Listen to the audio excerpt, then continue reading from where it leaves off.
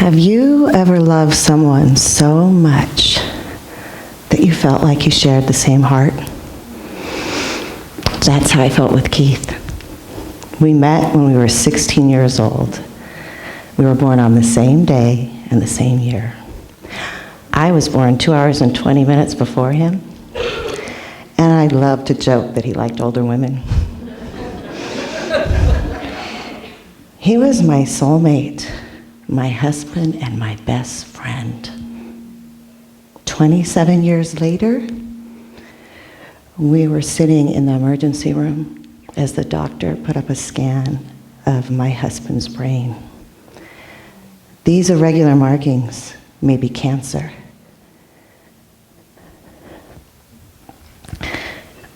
I held my breath for what felt like an eternity. Cancer.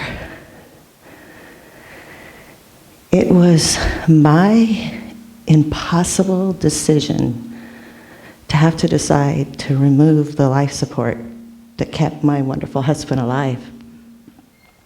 Keith lay surrounded by his entire family and our 2 beautiful daughters. I laid my head on that strong, familiar chest, and I heard the last beat of his heart.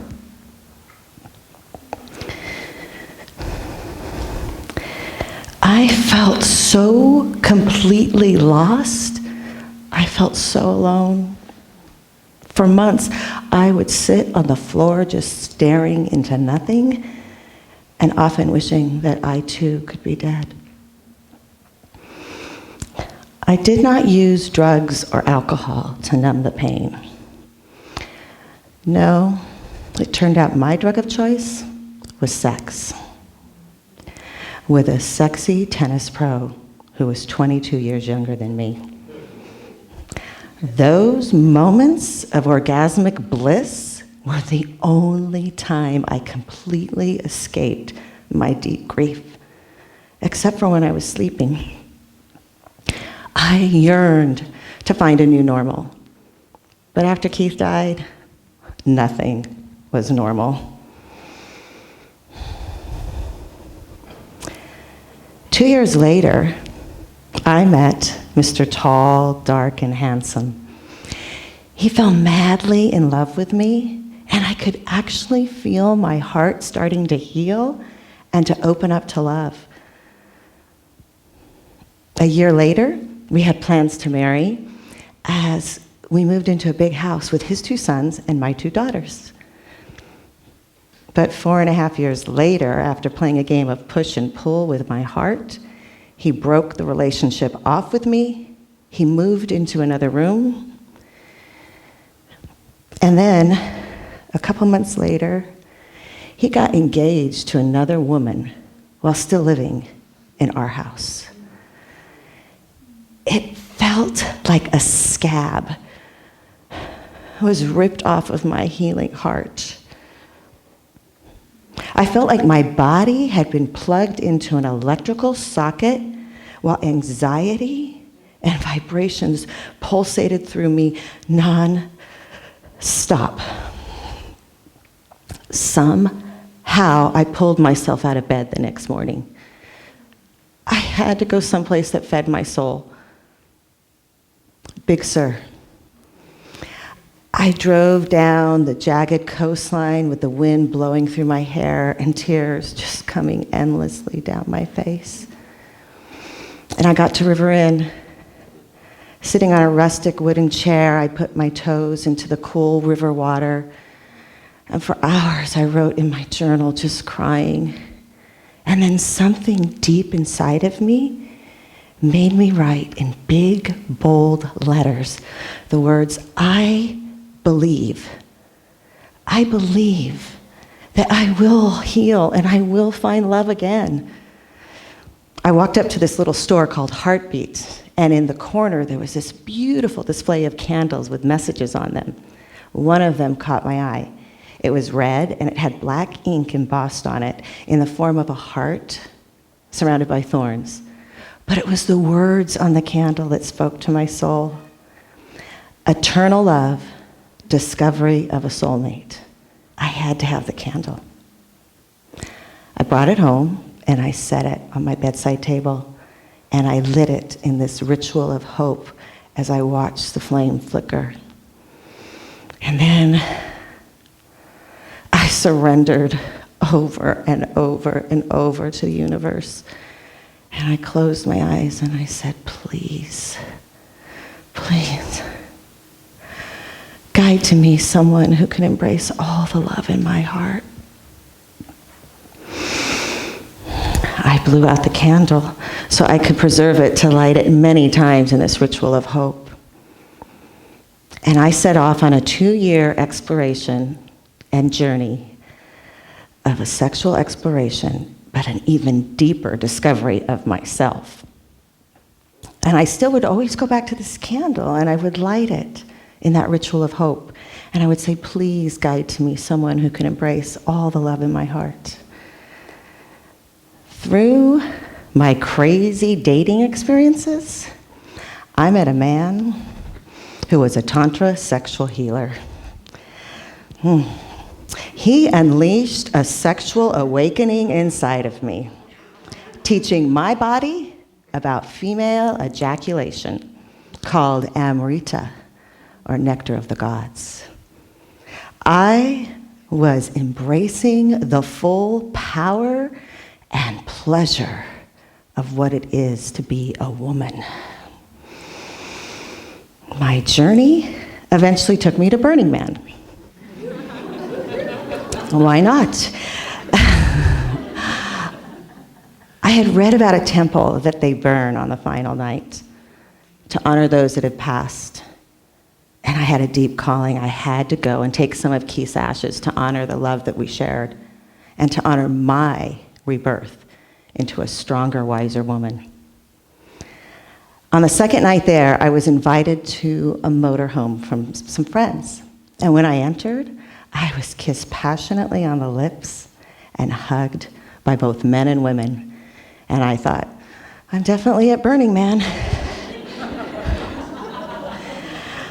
There was one man, and he was sitting quietly over in the corner with his hands folded under his chin.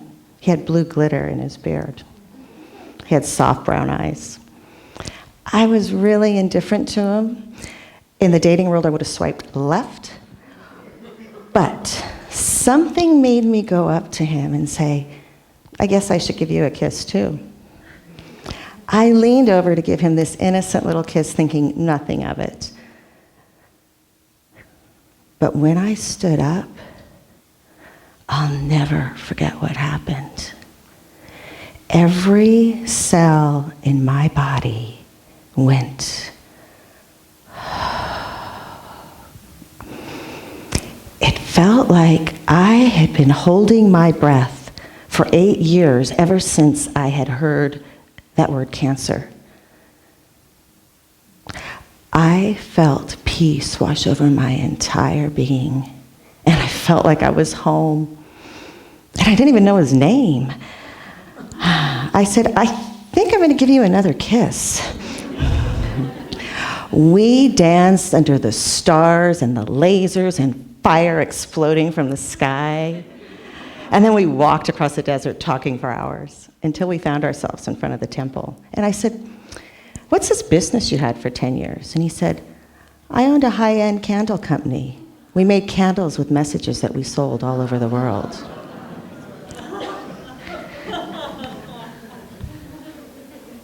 I stopped dead in my tracks. I said, did you have a candle that was red with a heart on it that said something about a soulmate? Yes, eternal love, discovery of a soulmate. It was our biggest seller.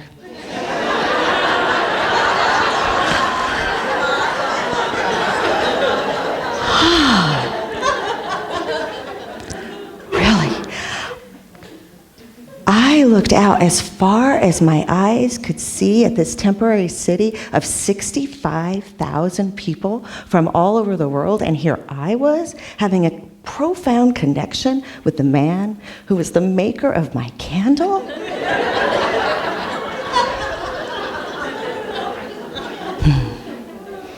Ten days later, Chris, my sweet candle maker, came to my house to light the candle. We entered the bedroom and we lit the candle, and then we made passionate love for hours. At one point, I was sitting straddled on top of him. He looked deep into my eyes, holding this space, and he began to gently stroke my hair as he said, "You're safe with me. You're safe with me."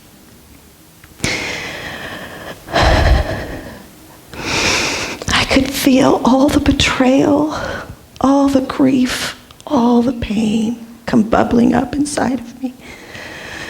He continued to hold that space as he stroked my hair, and he said, "You're safe with me.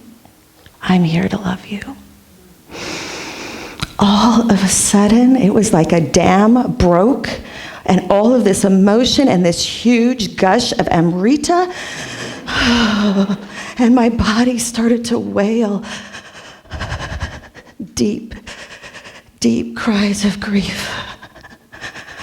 He continued to hold that space as I wailed these deep cries of grief.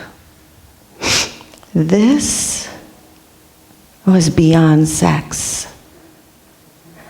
This was a life-changing, energetic healing of two souls entwined.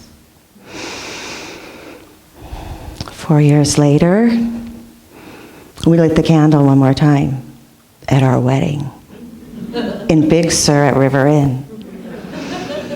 And I stood on the banks looking down at that spot I had set so long ago, writing those powerful words, "I believe."